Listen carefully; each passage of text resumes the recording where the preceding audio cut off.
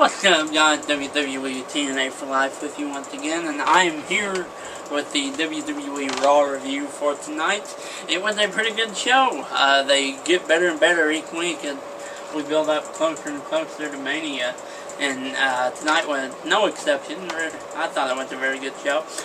We start the whole night out with Justin Roberts introducing the voice of the WWE, good old JR Jim Ross. Now, I called it right as soon as Justin Roberts said it. I said, no it's not. I'm like, it's not JR, it's Michael Cole. And sure enough, Michael Cole comes out with a big old fat belly and holding some JR barbecue in one hand and saying it's going to be a slobber knocker, you know, just getting everybody to hate him, basically. That's what Michael Cole's good at nowadays.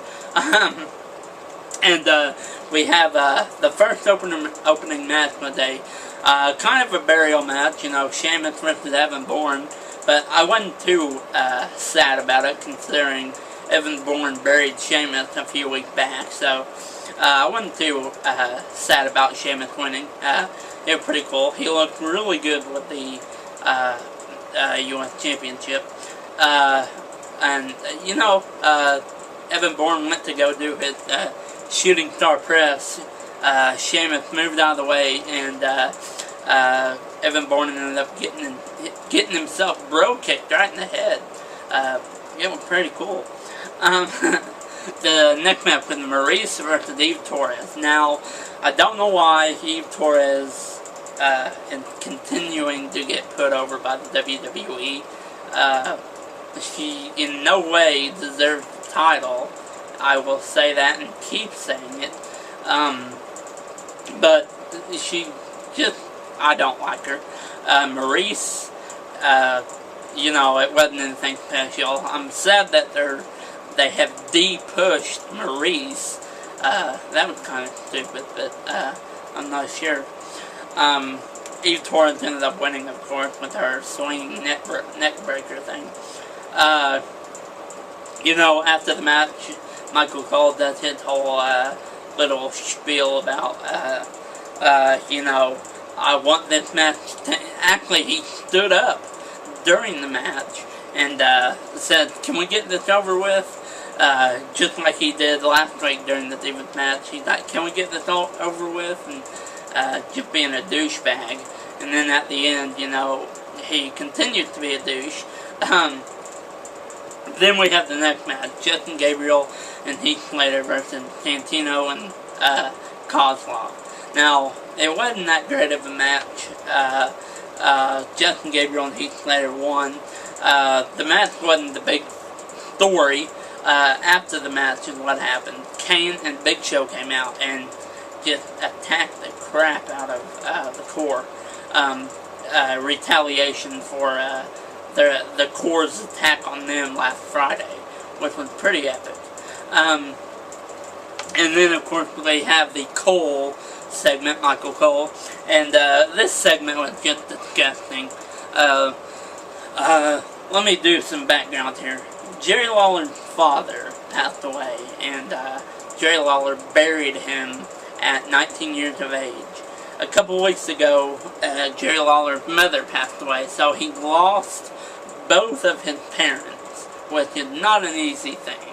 You know I have a friend who lost his mother, and, you know, I feel horrible for him, you know, and he doesn't want to be reminded of that, and, you know, he loved wrestling, and he shouldn't have to, you know, listen to someone berate a person's dead mother. I mean, that's just ridiculous, you know.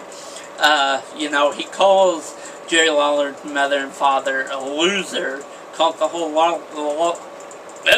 Lawler family losers, and Jack Swagger ends up putting Jerry Lawler in the ankle lock again, and Cole puts him in the Cole lock.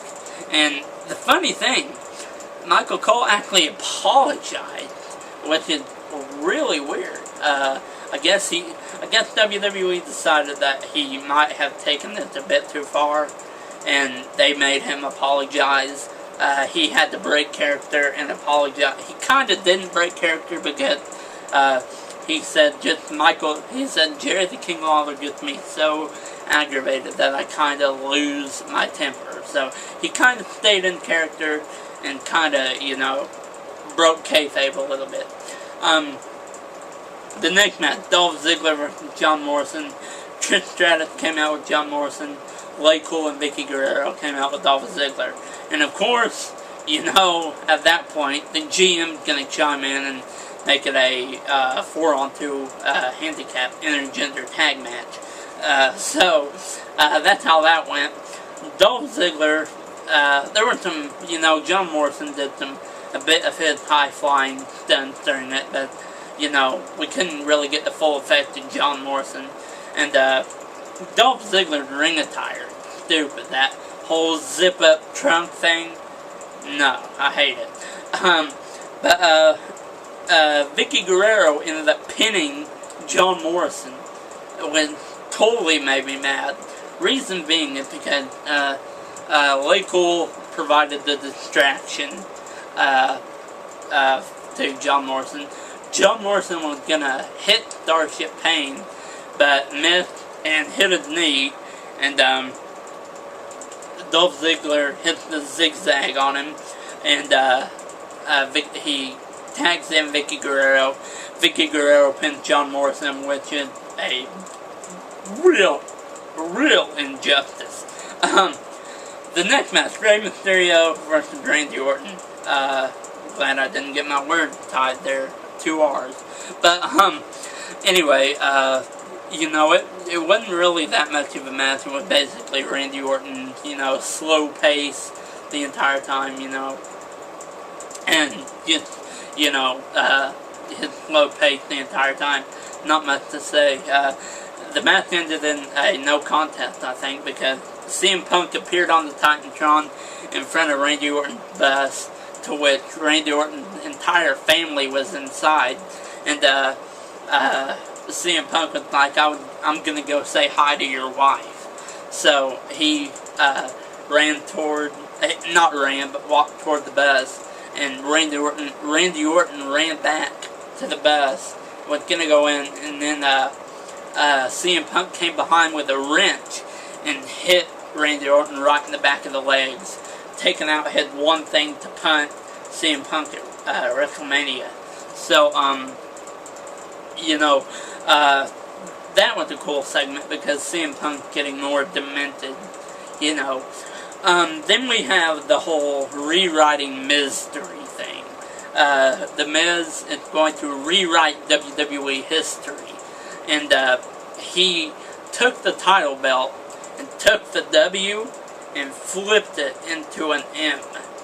So, it looks more cheesy now, more cheesy than it did.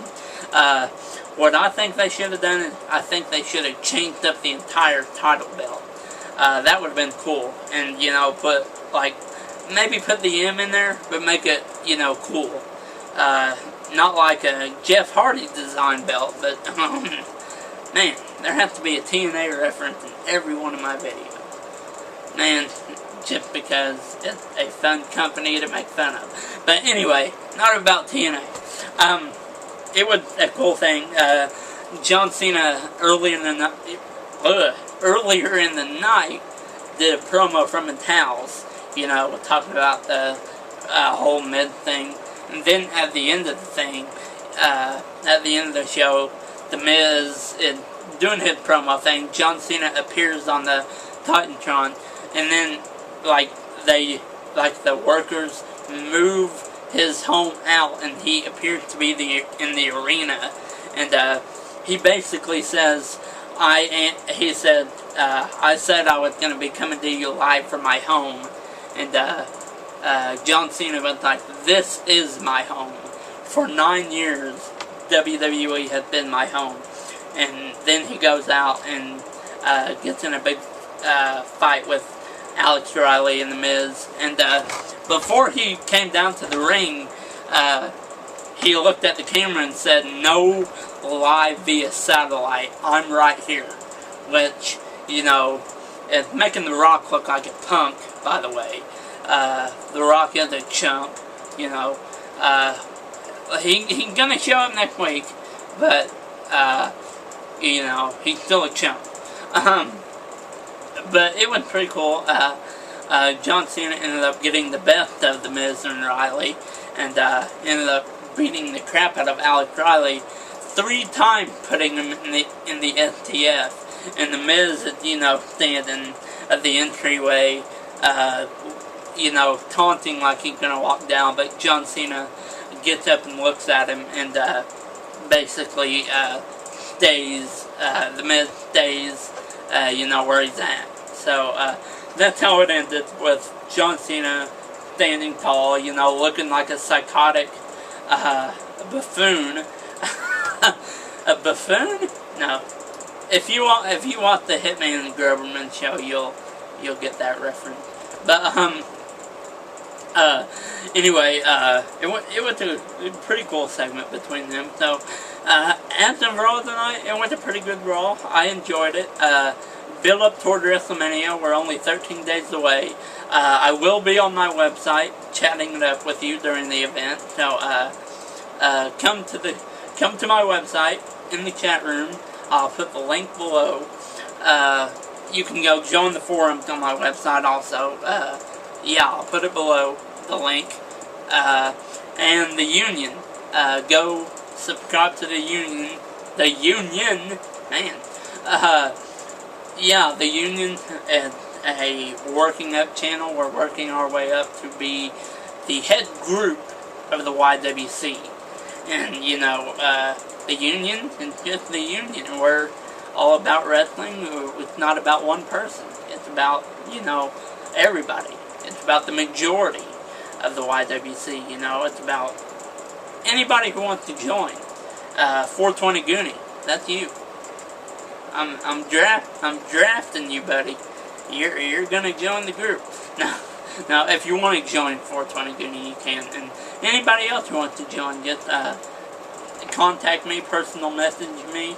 But 420 Goonie is a guy I'm hand-picking to be a part of the Union. I know he's subscribed to the Union page, and I want him to be an official member of the Union, you know, making videos on there and stuff. So, hit me up, 420 Goonie, if you want to accept my offer. But, anybody who wants to join can. But this has been WWE TNA for Life, and I am part of the Union. And you know what? We are the Union. Join or die.